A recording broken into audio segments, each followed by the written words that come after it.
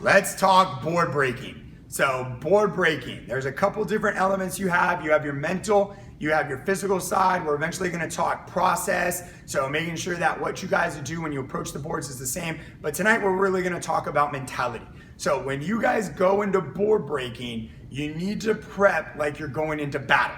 Okay, so I use this illustration a lot. Back in Roman times and in ancient times, you know, when you went up against another culture, a lot of times they would paint their face, they would yell really loud, they would scream, they would psych themselves up to go into battle. So your enemy is not another person this time, it's the board though. So we want to attack that board. If I walk up to the board and I'm thinking, oh, this is gonna hurt, or I'm not 100% sure if I'm gonna be able to do this, I've already lost half the battle. I want to make sure that mentally I'm ready to attack the board. So physically, I'm going to put forth my best effort. So a lot of that mentality comes through one, my process, which we'll talk about in a later video, and then also the physical process of breaking the board, which we're going to demonstrate later. But some of it too is also my belief. Do I believe in myself, and have I done this enough, knowing that I can break the board, knowing that even if there's pain associated with it, I can overcome that thought process and really develop a strong, powerful strike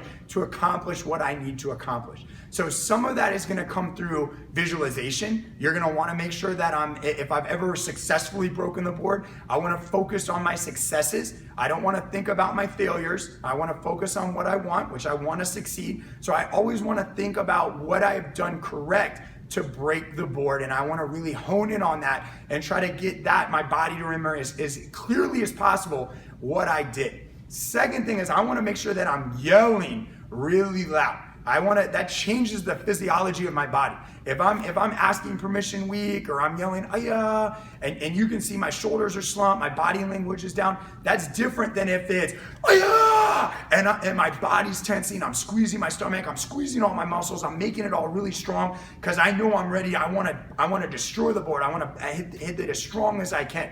So that is going to lead into having better techniques. So I want to make sure before I begin, I'm visualizing, I'm setting myself up for success mentally, and then I'm also playing through how strong I want to be with my yells and my body language.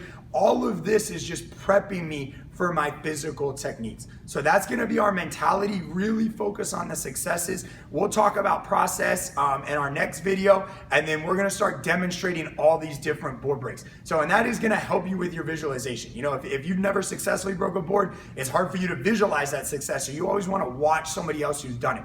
Really study how they step, how they move, how they yell, what they do, what their body language is, where are they looking, what part of the foot did they hit on the board, how did they transfer their weight into the board.